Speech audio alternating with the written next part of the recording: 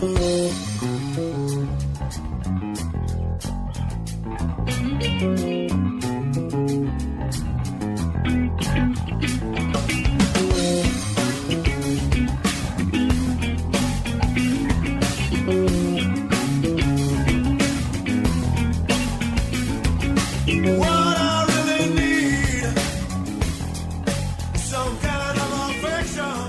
everyone. Richard Solomon. The other day, I kind of woke up with a little neck pain and a little shoulder stiffness and a little weird tingling sensation in my fingers. So I decided to call Deirdre, my friend Deidre Ventura, and I knew that she'd be able to help. So we're making a radio show out of what may be afflicting a lot of people, because when I talked to a couple of my friends and explained what was going on, a lot of people had the same ailment. So Deidre Ventura, welcome to Taking Care of Business with Richard Solomon. Help. I need your help. I'm glad to be here, Rich, and I'm glad to help. All right. So, you know, part of what I do is I'm a Sherpa. I'm a Sherpa for work, you know, carrying all kinds of stuff and picking up and moving kids into car seats and this and that. So I need a little bit of support here. Some people call that schlepping. Oh, many New Yorkers are schleppers in one capacity or another. So what should I be doing? What do I need to do to heal? Well, I think the first thing that you have to consider is, what am I doing to not be perfect, rather than what do I need to do to heal? Because many times it's really about taking away what doesn't work, and what you're left with is what really works. And then as you improve what really works, it's amazing how quickly the body will respond.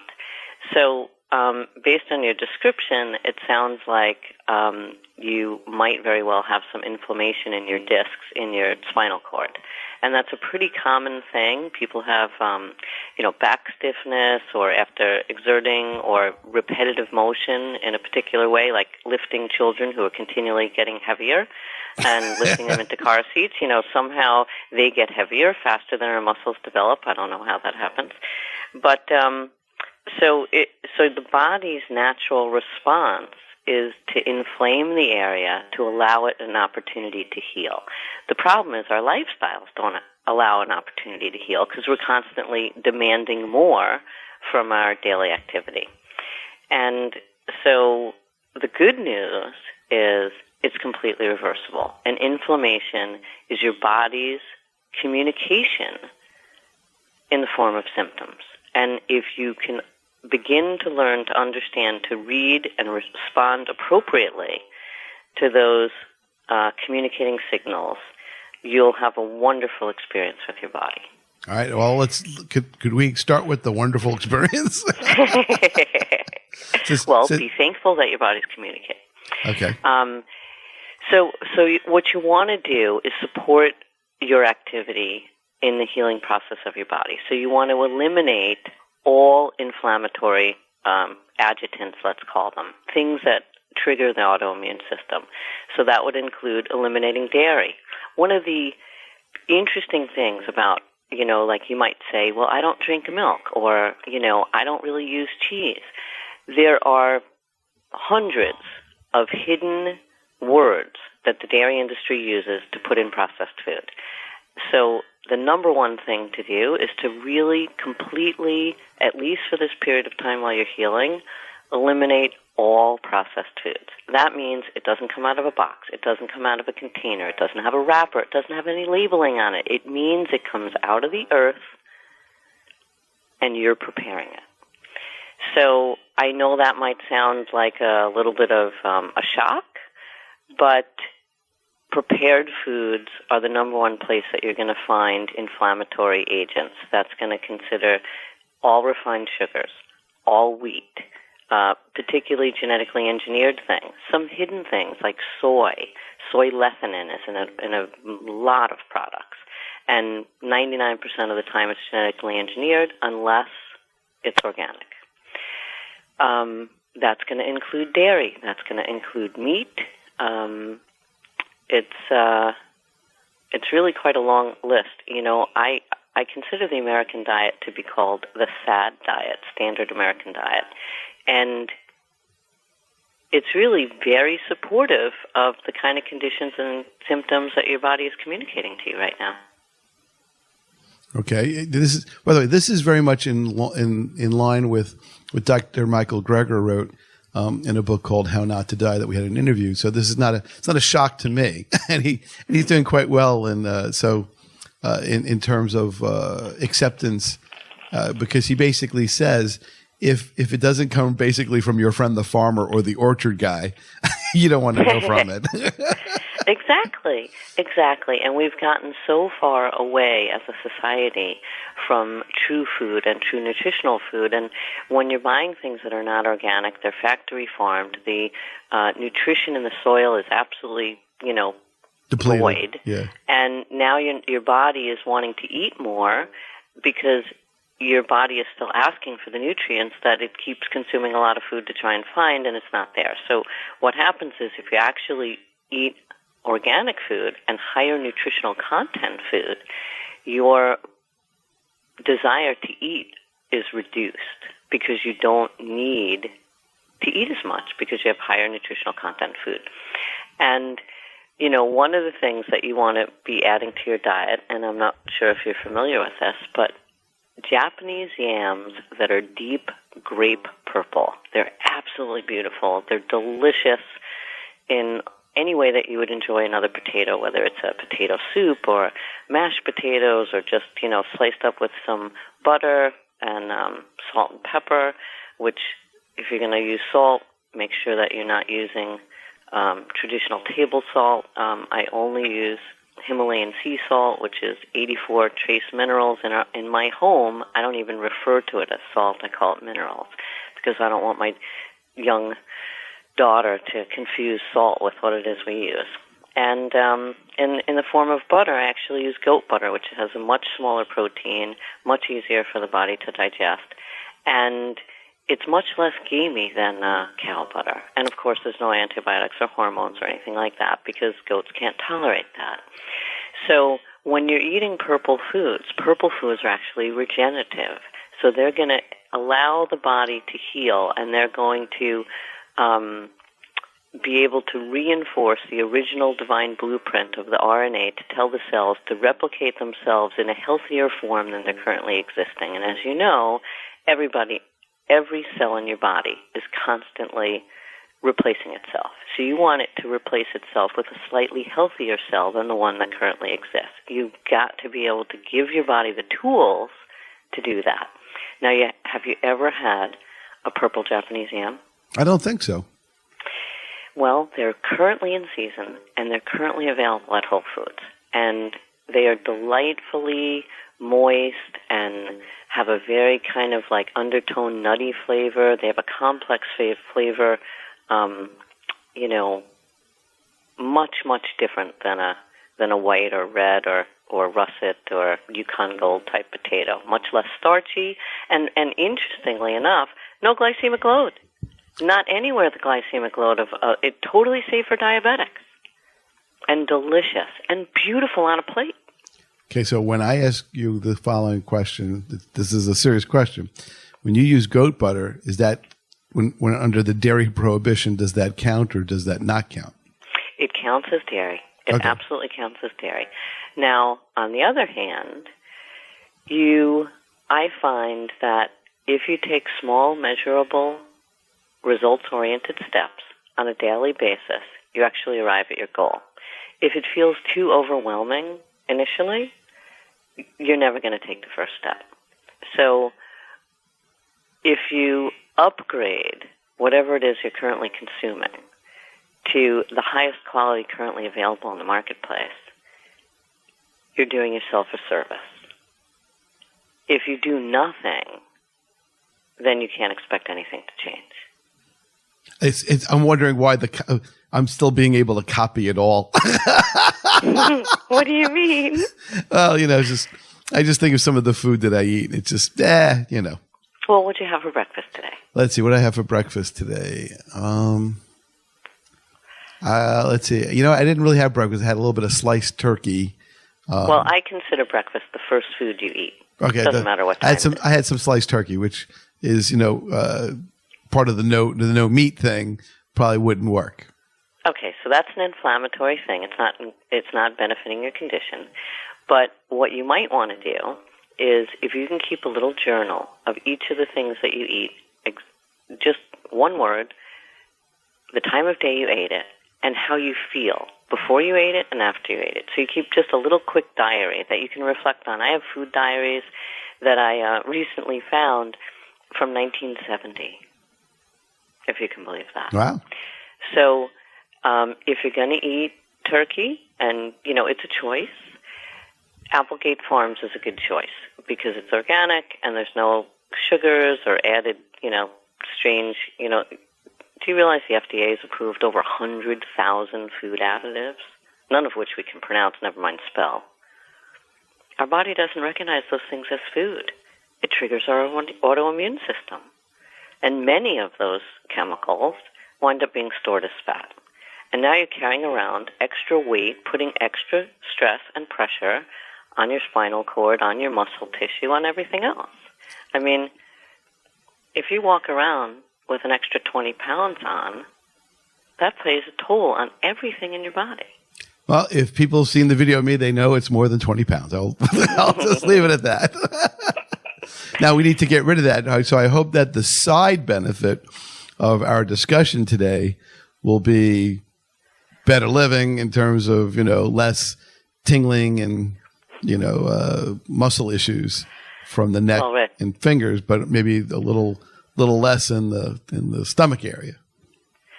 Well, the side effect of perfect health is ideal weight. Ah. It's not about trying to lose weight. It's not about going on a diet. It's about becoming in alignment with who you really are and understanding how your body's communicating with you. When you have a craving for something and you really want a particular type of food, there are three sources for that kind of craving. It's either a bug living in your system that's craving it, like if you have out-of-balance flora in your digestive tract, you're going to crave sweets.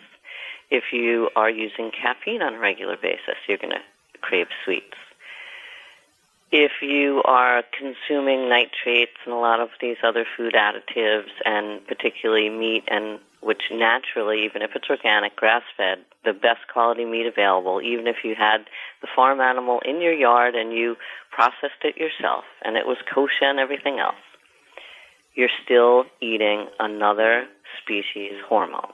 And those hormones, including adrenaline, affect you. Ah. So if you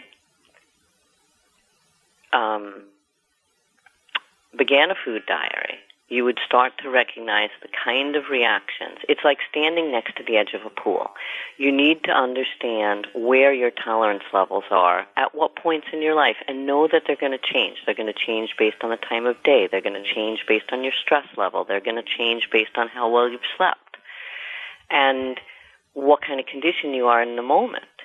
So when you learn to communicate with those symptoms, you can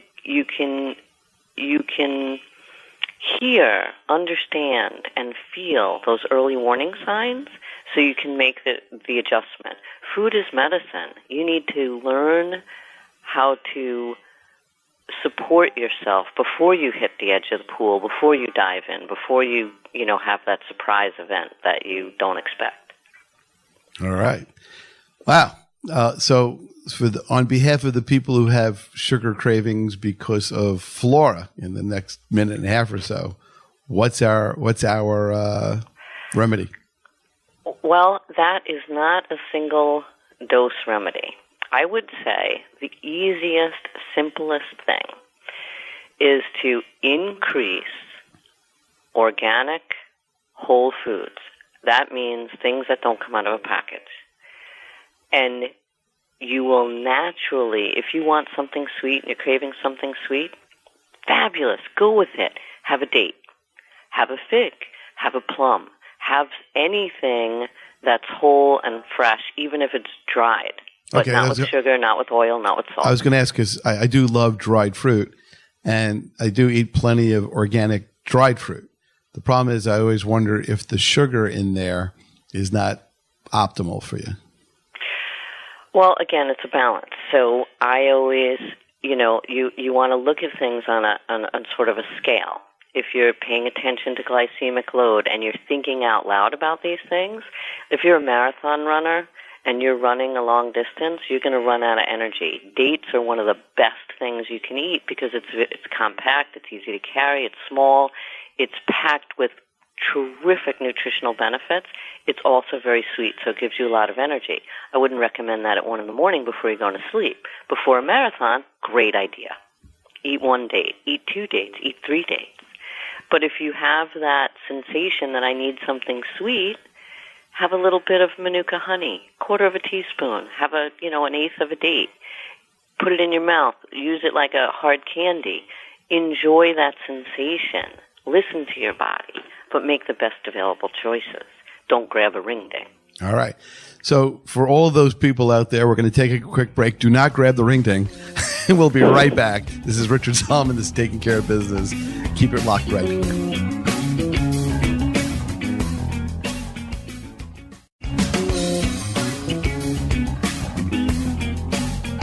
Richard Solomon, Taking Care of Business. Welcome back.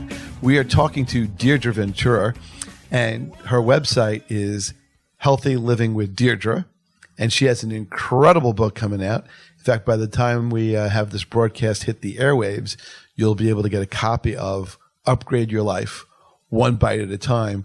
And I am telling you right now, I need to live by this book, and maybe you guys need to read it too, all because we need to upgrade our lives.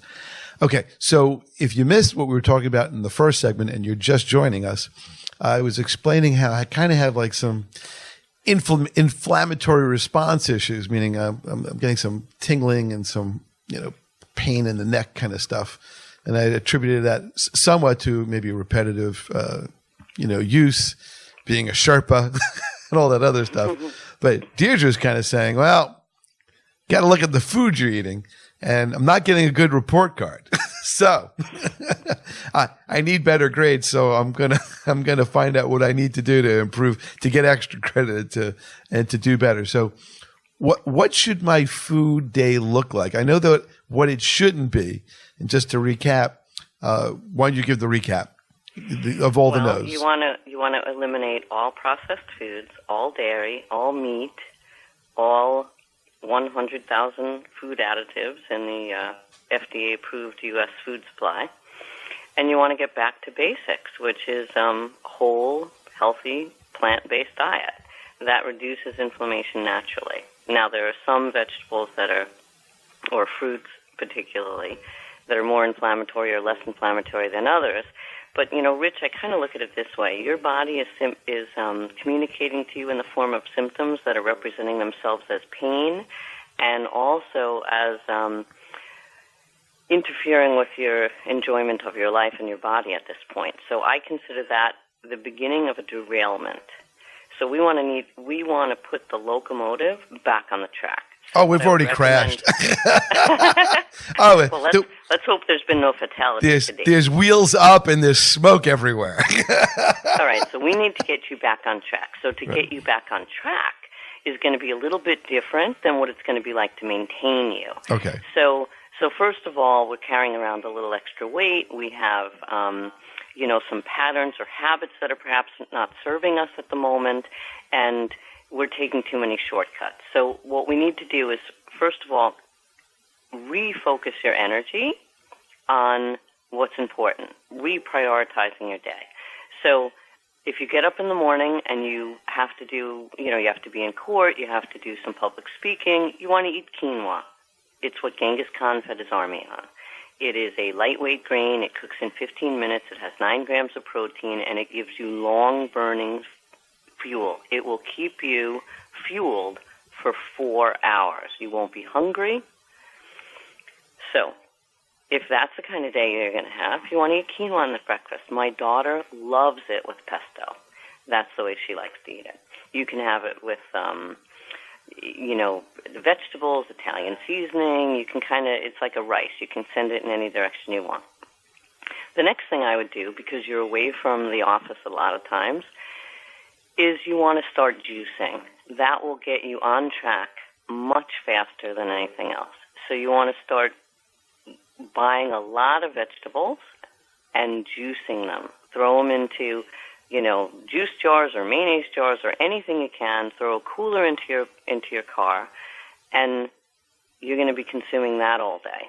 So I have a question. I don't recommend juicing as a lifestyle. This is to get your locomotive back on track so you can chug along eating high quality. You want to you want high profits. I look at the body like a P&L statement.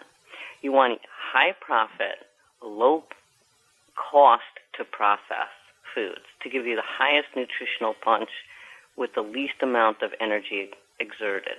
Does that make sense? Yeah. So when we talk about juicing, am I getting the kind of device that is something that extracts juice, or am I getting something that pulverizes? Because, I'm torn between when you say this, the information. I remember sort of like, Jack LaLanne, who used to advertise the juice tiger, which is one thing. And then those current, on the TV infomercials for a thing that breaks everything down into the smallest cellular components so you could eat the cabbage by drinking it.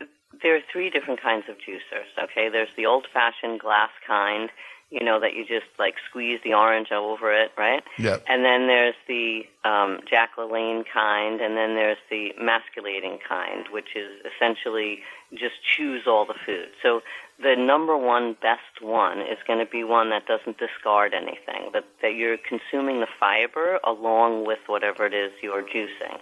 Some juicers are better for soft things like leaves and fruits, and other juicers are better for, hard things like beets and carrots. So if there are a variety of them on the market, and actually I go into this in detail in the book, but your best bet is one that doesn't discard any fiber. And they can be somewhat pricey, but when you have fiber, you're getting all the benefits. You're cleaning your intestinal tract. What happens very often with people who have, you'll find women very often have a little pouch at the lower intestinal area. Men often get a pouch, underneath their chest cavity.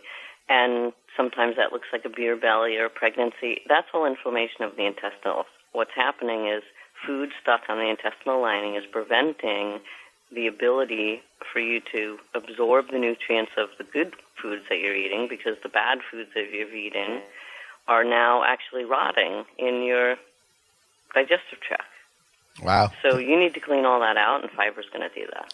Okay. So if you were able to get up in the morning, eat your quinoa, juice, and drink juice for the rest of the day along with water, because juice is not a replacement for water. And when you drink the juice, you want to pretend that you're actually eating the vegetables by the chewing motion, because the first step in digestion is actually chewing, creating saliva. Your taste buds are not there for your own pleasurable enjoyment.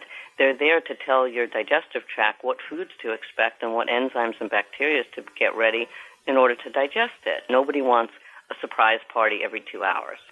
So you want to chew the juice so that your digestive tract knows what it is you're chewing, and the saliva starts in the first steps of digestion.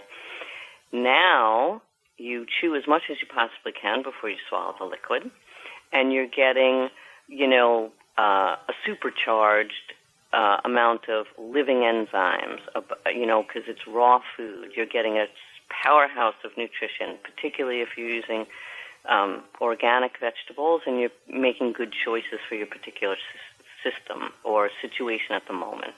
Now, do I want to be juicing fruits and vegetables together, or better that you don't do them together, and better that you eliminate fruits at the particular stage that you're in. So you want to be using vegetables. So particularly vegetables that have, low or no glycemic load, and particularly vegetables that are anti-inflammatory. So we're talking about things like cabbage, celery, cucumbers, beets, red or golden. You want to mix up the colors. You can even put a Japanese purple yam in there. They're sweet and they're delicious. You want to, all my cuisine is based on the 5 flavors of Chinese medicine. So that's salty, astringent, spicy, sour, and salty, sweet, astringent, spicy, and sour. And as long as you combine 3 of those 5 flavors, you'll have something that tastes delicious. So you can add dandelion leaves to bok choy. Bok choy is very sweet. Dandelion leaves are very bitter. You can add celery, because that adds salty flavor. And you always want to buy celery organic, because that has all the trace minerals in it. And then cucumber, which is astringent and anti-inflammatory. And you'll get a rhythm, you'll get a flavor. What'll happen is the nutrients that your particular body on a particular day is desiring, you will naturally be attracted to those particular vegetables. And the first 3 days are a little tough, but after 3 days, you'll notice you'll sleep better, your digestive tract will be functioning better, you'll be voiding better. One of the things I talk about in the book is to do a little test on your digestive tract. If one day you eat only orange food, eat a yam, eat carrots, only orange food, and when you move your bowels, it should be the same color that went in. If it's not, that means they're old stuff laying around rotting in your intestines. I can tell you it's not orange. Well, this is what you want to get to. This is what you want to get to. And juicing is a good way to get your locomotive back on the track, not for a lifestyle choice, but as a way to boost your system. Okay, so now if I'm doing a lot of juicing, will I be hungry and will I want to eat, and can I eat, and what should I eat? You'll be very, very surprised that you'll be a lot less hungry than you currently are. Okay. And if you can certainly supplement that with grains, like quinoa in the morning, but you'll find that you're a lot less hungry than you think you are. If you fall off the track, or fall off the wagon, as you might say, and you consume something like a donut or white flour, that's gonna set you back, and that's gonna cause you to feel hungry again, because there's no nutritional value in those things. Okay. When you talk about the different things to eat, I don't eat things like donuts, but I tend to eat starchy things, or simpler carbs. So I should probably carry around, I guess, a small amount of dried fruit. Keep that in the car, because that doesn't really require refrigeration. I guess bananas, because those are fairly available. Portable. Yeah, they're also, I believe, even a lot of the convenience type store, the 24-hour type places, a lot of them seem to have bananas. Guys on the street now, they're not necessarily organic, but at least, it's probably. I try to buy organic, but that's hard to get an organic banana at like a convenience store. But you can get a banana. You can get a banana, but what I always do is every time I leave the house, I bring twice as much food as I think I'm going to consume for the length of time I'm going to be out of the house. Oh, that's an interesting philosophy. And we're so used to this refrigeration idea. The truth of the matter is, fruits and vegetables live outside. That's where they live. They're indigenous to the climate that they were grown in. So if it's warm out, eat foods that are harvested in warm weather. If it's cold out, eat foods that are harvested in cold weather. You don't need refrigeration. I mean, in other countries who don't have refrigerators, even something that will go rancid, like butter, you just float it in a metal bowl with water, and it stays for weeks. This whole idea that we need to refrigerate things comes from the dairy and meat industry. So when I buy berries, cherries, things like that, not necessarily like pineapple that I cut up or things like that, should I keep them in? Let's say I go to the store, I buy blueberries, raspberries, blackberries, that kind of stuff. Do I refrigerate them or do I leave them outside? If you want them to stay long, you refrigerate them, but there's nothing wrong. I always consume, they have much better flavor consumed at room temperature. So if you need them to stay longer, then you refrigerate them. But they're certainly fine in the car for a day or two. Right, right. I mean, unless they're baking in the sun. But I'll tell you a funny story. I happen to love strawberries. And on a warm summer day, if the strawberries are left in the car, and they're not room temperature at 70, 75 degrees, they're like, 77, 78 degrees, and they're slightly warm, they're absolutely exquisitely delicious. Oh, wow. That's an interesting... And, they're outside in August in 80-degree weather when you pick them, right? So that's their natural state. So when you talk about grains, because remember you said it's plant, but are you allowed things like oatmeal? Regular oatmeal with water. Well, that's an excellent question. Oatmeal should always be organic and steel cut, because if you're eating that instant stuff, that's been pulverized. That's a high glycemic load. That's not going to give you the long, slow burning energy and give you the sense of not being hungry. And so Trader Joe's happens to have a very good organic steel-cut oatmeal at a reasonable price. Okay. And do you put anything in it to extend it? When I eat oatmeal, I prefer it with Himalayan sea salt, cracked rainbow black pepper, and a little tiny bit of goat butter. I don't like any sweeteners in it or bananas or fruit or anything else. But that's me. I like things on the spicy, salty side more than the sweet side of things. But if you're going to add something sweet, add maple syrup. It's particularly good for men's reproductive system, so it can never hurt. Don't add an excessive amount. You only need a quarter of a teaspoon. It has nice flavor. Make sure it's raw. Make sure it's organic. Make sure it's unprocessed.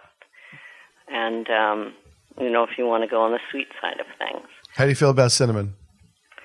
Cinnamon is fabulous, but it's really important to know the difference. There's two kinds of cinnamon, and the one that you want to eat that gives you all the nutritional benefits is spelled Cyeon, I believe, and spelling is not my strong suit.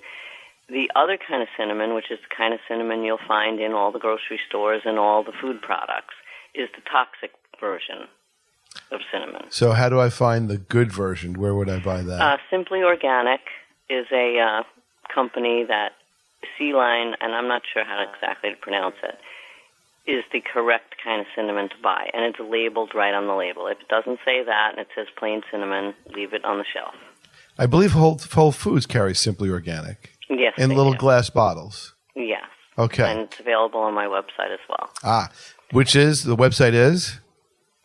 HealthyLivingWithDeirdre.com. All right. So is a lot of the food recipes and where to obtain some of the foods and spices all on your website? Yes. You can. I've organized things so that for your shopping list, and actually there's a companion guide that goes to the book, which is a shopping list as well. So you can. I've already identified all the brands and all the sources of the highest quality ingredients, like chocolate. Everybody loves chocolate, right? Right, but there's a difference between like the bean nibs, I guess you call them. Yes, I'm very proud of you. Because I eat those. I eat those. I eat the cacao nibs from Navitas. That's an excellent choice. Because I know that they have very low glycemic load and that they actually satisfy cravings. They do. So I'll sometimes eat some nuts and some cacao nibs as like a little something, like when you want a kind of a snack. That's an excellent choice, and that's something that can stay in your car. Right. Right, because that could withstand hot and cold weather and really not be altered. Right? Whereas, let's face it, strawberries when it's really, really hot can get mushy if you leave them there all day. Extended periods of time won't work. How do you feel about peanut butter? Oh, excellent question. There's only one peanut that's worth eating. The United States standards on peanut allows for E. coli and a whole bunch of, and it's actually identified in the book as well, a variety of contaminants are acceptable according to the FDA in our peanut butter supply. And it doesn't even matter if you're buying it organic. It's still okay to have mold. It's still okay to have fungus according to the FDA.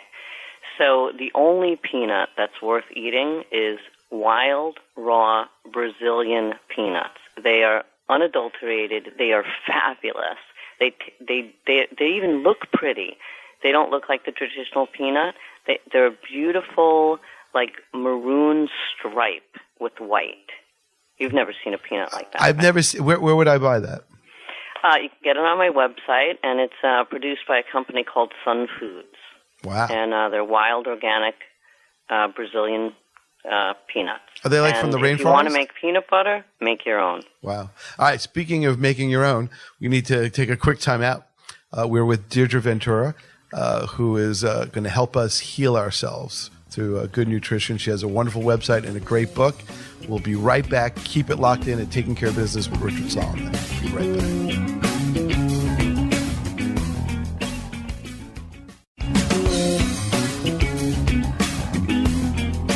Welcome back, everybody. Richard Solomon. Grab your pens. You need to write down this URL, a website address, healthylivingwithdeirdre.com, and her book, Upgrade Your Life One Bite at a Time. So I need to figure out what my bites are going to be. So could you help map out my day? So tell me how I should think about eating and what my menu for a typical day should look like. Well, one of the things you want to do is eat the color of the rainbow. And you might remember that white is not in the rainbow. So your high nutritional content foods and the foods that are going to give you the best healthy benefits are going to be foods with strong color through and through. An orange is orange on the outside and orange on the inside. A purple Japanese yam is purple on the outside, purple on the inside. And when you look at the rainbow, you have blue, indigo, and violet. That's a majority of the rainbow, right? Compared to red, orange, yellow, and green. You want to eat as many blue and purple foods as possible. And you scratch your head and you go, how do I do that? Well, traditionally, indigenous seasonal foods are blue, purple, and indigo. So I want you to start out in the morning with a grain because you have a lot of energy that's required early in the day for your lifestyle. So you can have oatmeal, you can have quinoa, particularly if you're going to do public speaking. I would like to see you have quinoa. Try it with some pesto. Do you like basil? Yes, basil I do. has wonderful health benefits. You can get some good oils in there, some extra virgin olive oil. So I want you to start with that. Then I want you to juice. And you're going to take your dark leafy greens, your celery, your baby bok choy, your dandelion leaves. I want you to add a lot of herbs. Cilantro, parsley, garlic. I want oil of oregano is another wonderful, wonderful thing, particularly if you like berries because it neutralizes fungus and molds in the system. And I want you to experiment. I want you to just go to the grocery store and I want you to touch and feel, vegetables. Pick up some zucchini, but it has to be organic because a lot of the zucchini is genetically engineered if it's not organic. Right, and they're also waxed, I think, too. That often happens as well. So you want to juice those things and take some mayonnaise jars. I want you to drink a gallon of alkaline water a day. I'm not talking about the juice. The juice is a food replacement. It doesn't replace liquids. It doesn't replace water. Okay? It's food. Now, wait, you said alkaline water. Am I buying alkaline water?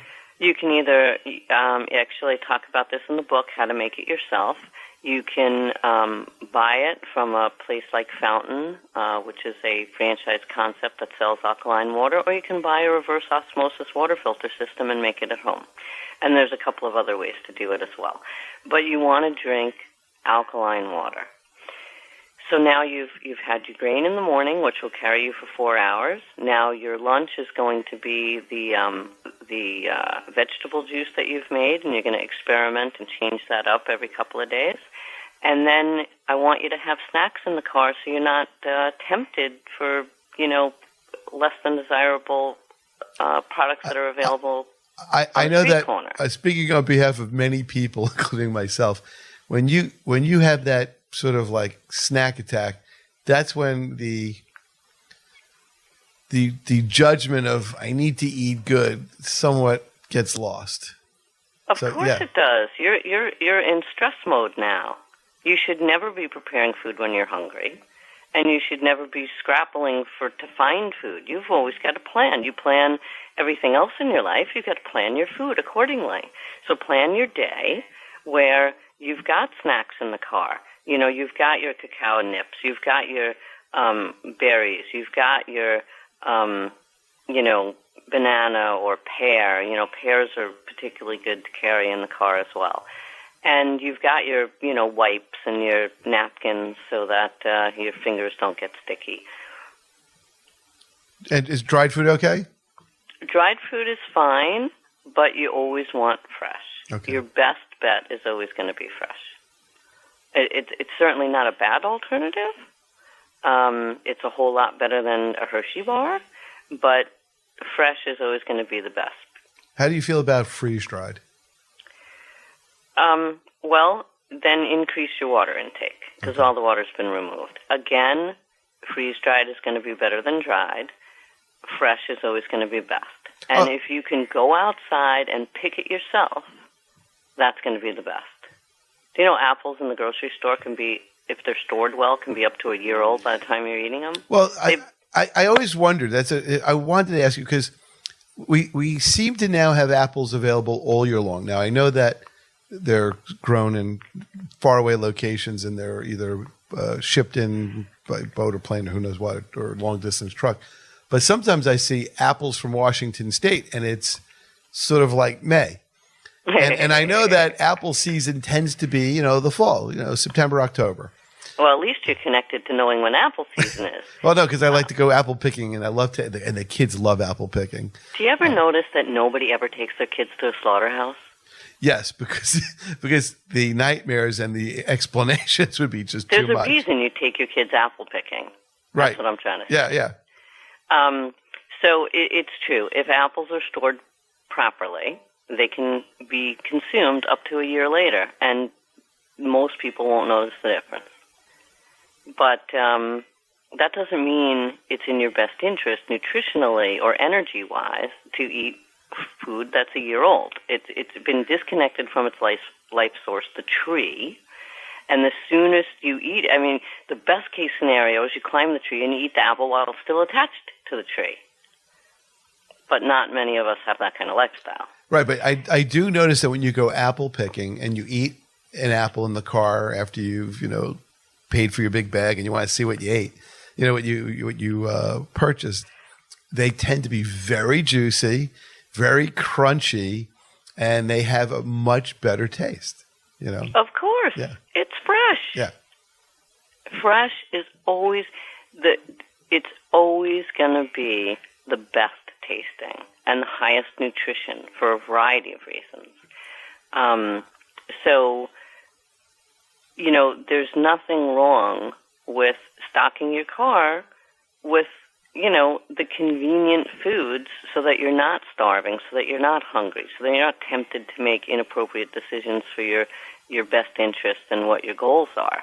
And then when you get home at night, you want to eat the largest amount of food in the middle of the day, not before you go to bed. So when you get home at night, have a nice salad, have a nice soup puree.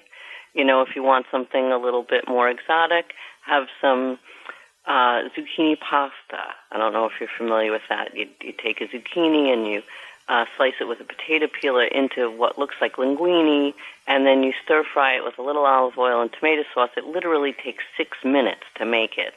And throw a little capers on it. It's delicious. I've seen that with some parsley. I've seen that with spaghetti squash. So yes. Yes, and the zucchini has a very delicate flavor, much like fresh pasta, which most of us, when we're eating pasta, it's dried. So, have some broccoli rabe, or any vegetable, really. And you want to remember to eat every color every day. So the challenging things for most people is to get every color in. And the red, blue, and indigo, red is easy, but indigo, blue, and violet is often more challenging. So when you go to the grocery store, seek out those purple foods, whether it's a passion fruit or a purple Japanese yam or blueberries or blackberries or, we're just coming to the end now of purple radish season. It's a daikon radish common in the Korean diet, which is purple. It's beautiful. Now, you were telling me in pre-production that I should be eating 8 inches of daikon radishes for an anti-inflammatory. It's a natural diuretic, and it reduces inflammation. So when I eat those 8 inches, does it have to be raw, or does it? Yes, absolutely. It has to be raw. Okay. And then, is there a time of the day where it's more effective? Anytime you feel like chewing, because it's crunchy. Okay. And what does it look like? It looks like a turnip? It looks like a very oversized large carrot that might be 4 or 5 inches in diameter, and you usually won't find them whole. They're usually cut up, but they can be 3 feet long. Oh, wow.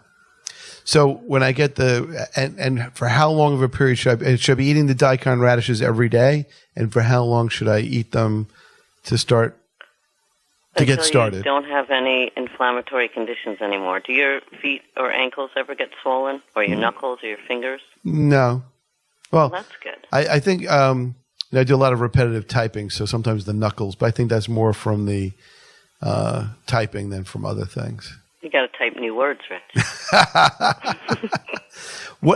How's pineapple as an anti-inflammatory? It's an excellent choice, and it's very high in fiber. So you get extra benefits from pineapple. Okay. How do you feel about tomatoes? I love tomatoes. I'm a great tomato fan. Okay. There are so many different species of tomatoes, and thank God the genetically engineered tomatoes with sliced jellyfish DNA didn't make its way to the marketplace as of yet. So we can be grateful for that. In the wintertime, there's a brown tomato that you might see in sleeves with cellophane. It's become quite popular. I think Trader Joe's has that. Kamado, tomatoes. And they're very flavorful. They're a very brown tomato. They're almost green on the outside sometimes. Trader Joe's has them. In the winter, they're, for the northern hemisphere here, they're the delightful tomato. Other than that, I like grape tomatoes in the winter. In the summertime, it's 100% heirloom tomatoes.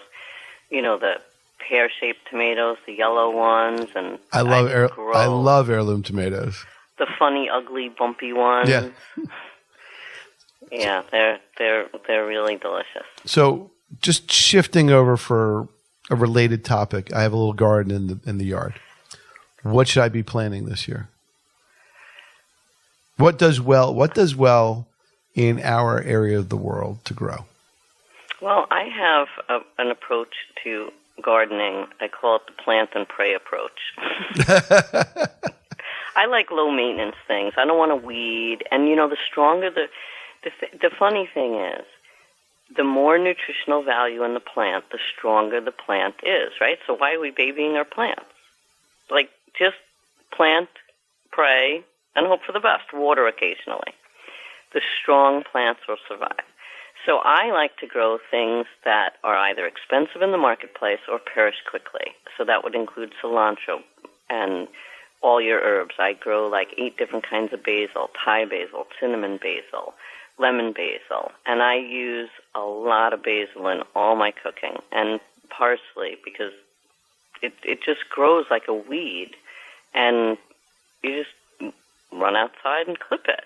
And, of course, tomatoes, because you can let them vine ripe when they're, outside. I'm a big fan of cucumbers, and I grow a variety of different cucumbers. English cucumbers, Persian cucumbers, Korean cucumbers. I particularly like Chinese cucumbers. They grow about 2 feet long. They have a very, very dark skin, and they're not bitter on the ends at all. And vines are creative energy. And so if you want to be creative, eat more things on vines. I like to grow beans as well. And things that are difficult to get or expensive, like watermelon and cantaloupes. There's a wonderful Michigan cantaloupe that's personal size. It's like the size of a large grapefruit. And they grow in a very short season here in the Northeast, and they're delicious. And they're so easy to grow. I'm a big fan of that's rare and expensive Fiddle Greens. They're grown. Oh, Fiddle Greens are easy, and they grow in the shade, so you don't even need sun. They're only around for a very short period of time, and you only see them in the market for like 2 weeks. Right. But I love them, and they're very rare. But I think and they can be fun. Just saute them up with a little garlic. They're delicious.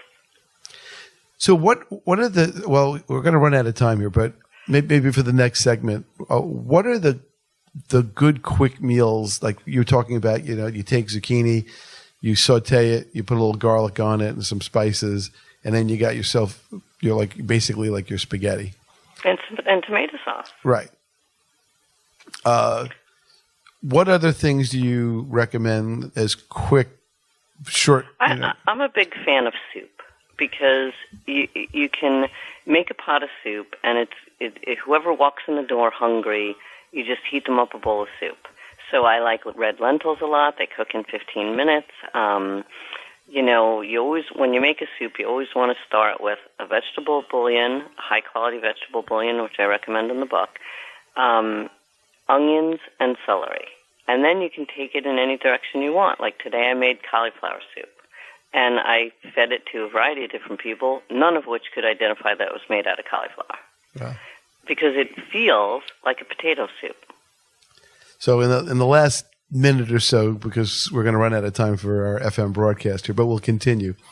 I remember reading in your book, you don't like microwaving foods. No. Why not? It's reverse energy. And the way I view things is if it hasn't been tested on your great-grandchildren, it can't be declared safe. Well, it's not been around long enough to test, but I remember someone said it's like putting like a hamburger on the top of the FM tower and cooking it. It's left spinning energy. It shakes up the molecules. It completely rearranges the energetic nutrition of the food. And if you want to take away life force from your experience, microwave. I would repurpose it as a doorstop or step stool. But you're cool with convection ovens and traditional ovens, right? I'm cool with convection ovens, but I'm a big fan of Corningware and stainless steel pots and cast iron. If you have any anemic conditions, cook everything in cast iron. Your anemia will. Well, thank you for away. it. Right. All right. This was the fastest hour of radio nutrition in a long time. For those out there, go to the website, purchase the book. You also have a bed and breakfast? I do have a bed and breakfast in Cold Spring Harbor. It's called the Harbor Rose, and people can get an experience of what it is to live like we do. And the book is available on Amazon. All right, because I need to live like you. You need to litigate like me, but I need to live like you. and for me to litigate like me, I need to eat what all those nutrition things so I can, sustain all the energy for all that stuff. Every color, every day. All right. This is Richard Solomon with Deidre Ventura. Thank you for listening. We'll see you next week. And hopefully next week you've eaten well and you're healthy and strong and healing and improving. So thanks for listening, and we'll see you next week.